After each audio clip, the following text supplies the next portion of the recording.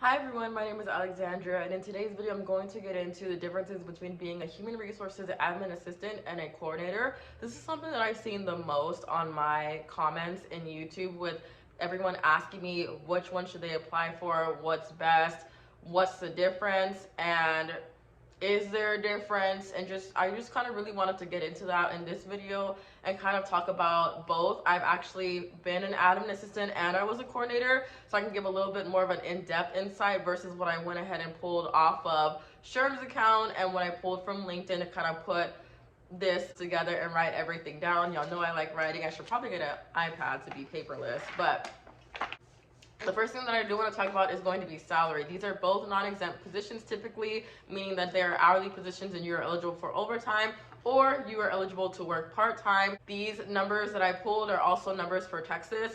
I don't have a national average. I did not go out of my way to do that because I didn't want it to be too confusing, and I just didn't want to give like a broad spectrum, because I feel like for some salaries, the national average, like I've gotten paid well above.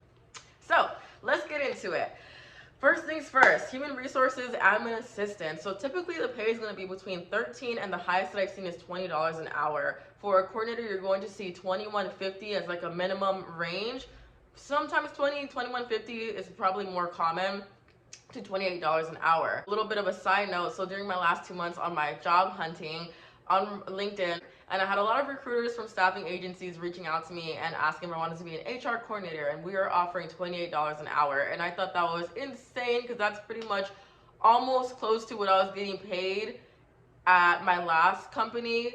And I was like, that is crazy that HR coordinators can make this much money. And I was just like, wow, that's not bad. Like 28 an hour and overtime is not bad. For a human resources admin assistant, your duties are going to include clerical, desk, front desk kind of work, which means answering phone calls. Maybe you're taking a message for someone. Maybe you're checking someone in who has an appointment with one of your HR representatives. Maybe there's a new employee that's coming in that has to drop off documents. You're kind of like the first face that everyone sees when they walk into the department. Now, I will say that when I was an admin assistant, we did not have a coordinator. It was just myself, other student workers, and then our HR reps, and then we had a benefits, and then we had our benefits team, employee relations person, our VP, and our director. I will go ahead and mention that typically, from what I've noticed and from friends who also work in HR, having an admin assistant and a coordinator at the same time is not very common. Now, typically when you see an admin assistant, it's just a general assistant. They don't work in HR. They work for like the building or the company as a whole, but they're not specific to human resources related duties.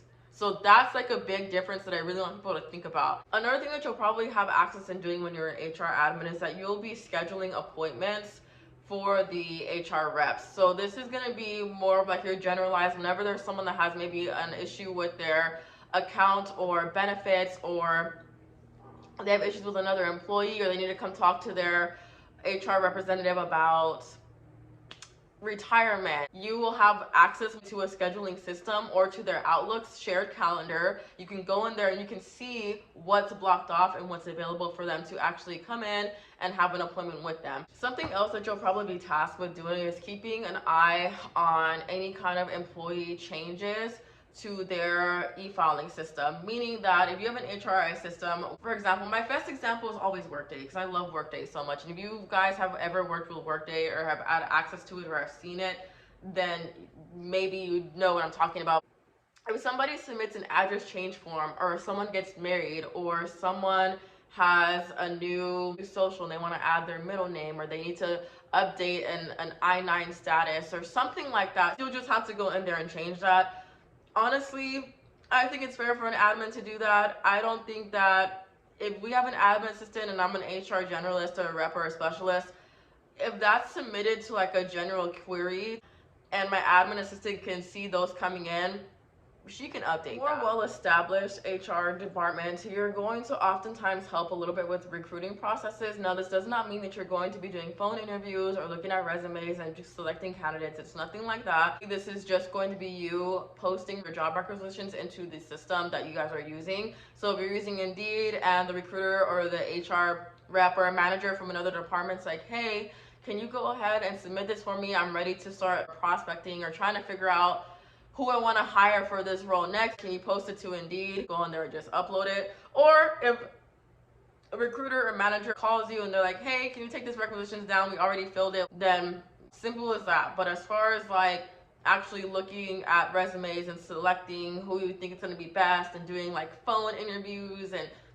you're not doing that. Another thing that you may be in charge of is actually going to be tracking. So this is going to be tracking any invoices or pre-employment screenings, meaning that you're doing background checks. I know when I was an admin, I did background checks for summer camp candidates, and we would have an Excel spreadsheet with everyone's name, whether they got hired or not. We always kept a record, and were color coded, and it would say pass, fail, and the date. So sometimes you'll have to do things like that and just keep like an update with stuff like that comes through. Drug tests, maybe you have to call a facility, or you couldn't pull the drug test, or the COC form is the only thing you got back, and you have to call and figure out, did they pass, did they fail? We're trying to hire this person, we need to know they passed or not. Yes, leave a note and the date of the stamp of who you talked to, you know, putting all that information and just keeping track of all of those things. Is sometimes in a more established, again, department, you'll probably have to do that. Another thing that you'll probably have to do, and something that I also did, was processing invoices. So this isn't anything that's over the top crazy, like scary. There's codes for everything. Your HR department's going to teach you how to process those invoices. You don't have to do math. You don't have to do anything with math at all. If anything, if you do math, it's basic addition and subtraction, just to make sure that the numbers are running correctly. But you'll go in there and maybe they're like, hey, whenever we have HR invoices come through, there's a shared platform. We'll look for hours and make sure you're going in there and processing them on a weekly basis. And that's what you'll be doing. And the last thing that I kind of want to touch on that I feel like an admin assistant might do is ordering and maintaining supplies for the department. So whether that's coffee, groceries, pens, pencils, paper, notebooks, keyboards, mouse. Like if somebody's like, hey, I need a new mouse or I need a headset, you're just going online and ordering that for them. And then it's also good that if one person needs it, make sure you ask everyone else that you're doing a full order versus splitting the orders and then whatever, because that can usually cause a lot of hecticness and confusion. So that's my spiel on an admin assistant. So getting into a coordinator side. So the coordinators, you're going to perform all the duties that an admin assistant does, okay? You should be able to answer phone calls, screen, track. You should be able to do all of those things and then some, basically is what this role is saying. This is also, again, an entry-level role. So even if you have no HR experience, I don't want to recommend and just say, oh no, don't apply to be an HR coordinator. Apply for it. You never know. And if you have a good HR department, they're going to train you on everything that you need to know, and you'll pick it up like that. And typically they start you off like, let's start with like the little things like answering phone calls, and then for this month we'll kind of get you set up and being familiar with the company, with our department, and then this month or in 3 weeks or whatever, then we'll get you started on onboarding and what that looks like. So that's where the difference comes in. Onboarding meaning that you are in charge of taking in all their documents, getting copies for everything, reviewing W-4s and state tax forms, reviewing the I-9s, getting I-9s filled out. You are now the person who is filling out and signing for I-9s on page 2. You're also going to be a part of any HRIS system integrations. You're going to be in charge of helping with payroll and getting payroll set up. You're going to be in charge of collecting benefits documents. So with me saying all that, you guys kind of see that there's more responsibility in being a coordinator. Going to assistant recruiting. So this is also going to be, if you don't have an admin assistant, you will be setting up drug screenings. You will be processing background checks. You will be calling and letting them know, hey, you failed your drug test. We are not moving forward with your application. Hey, you failed your background. We are not going to be moving forward with your application. You are the first phase to that onboarding process. You will also be communicating with managers who are hiring for those positions. Hey, this person failed their background check. Hey, this person never called me back. Is there anybody else you have in mind that you want me to go ahead and reach out to so that I can call them and get them started on the onboarding process? Or do you need me to have recruiting, or do you want me to go in there and open this requisition for you again so that we can find potential new hires for the role that you were looking for? You're also going to be maintaining personnel files and a filing system electronically, meaning that you're going to upload those documents into those files. You can see everything about this person, every write-up, any terminations that they had, any issues that they've had. You are going to have access to all of those folders. You will have access to setting those folders up, to uploading them, to saving them. You're going to provide administrative support to everyone in your team, and you are also going to be coordinating between vendors and different events that may pop up, that as the coordinator, it is your job to manage those events, those contracts. You will also be assisting in administering those health and benefits plans. So going back to that, with uploading and maintaining those files, you're also now the person that they get to ask a million questions about benefits and insurance. A lot of times, the benefits specialist is not as easily accessible to a lot of employees, and especially when you're the first face as a coordinator, they're going to come and ask you. So my biggest thing to anyone out there, and if you're bilingual also, you need to read through those benefit packets. You need to know those benefit packets like the back of your freaking hand. And no matter where you go, insurance is so complicated, I feel like, that it's never the same. So you're going to have to know about benefits and insurance and health. You're going to have to know about ADA. You're going to have to know, you need to start learning those things. Maybe if you're applying to a coordinator role and you're not familiar with that yet, look online a little bit when you first start. Keep those packets, all that stuff that you're getting in training. When you're going through the benefits packet yourself, when you're a new hire, look at it, because you're probably going to be the person that is going to be helping and answering questions on that and assisting the benefits specialist with getting that set up. And if you don't have a benefits specialist and you have an HR generalist, you're more than likely going to have to do it anyways, because your HR generalist is too busy doing employee relations that you don't have time. She's not going to have time to help somebody with benefits. They're expecting you to know how to do that. Another thing that you're going to get into as a coordinator is that you are now also going to be compliance tracking. So I feel like this is a great practice for anyone at any level to know what is going on with laws and regulations in the United States, in the state you're working in the county you're working in the city that you're working in. Y'all need to know this stuff, okay?